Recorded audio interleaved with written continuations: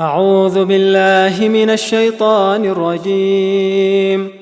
بسم الله الرحمن الرحيم. اللهم إني أفتتح الثناء بحمدك، وأنت مسدد للصواب بمنك، وأيقنت أنك أنت أرحم الراحمين في موضع العفو والرحمة، وأشد المعاقبين في موضع النكال والنقمة، وأعظم المتجبرين في موضع الكبرياء والعظمة. أعوذ بالله من الشيطان الرجيم. بسم الله الرحمن الرحيم.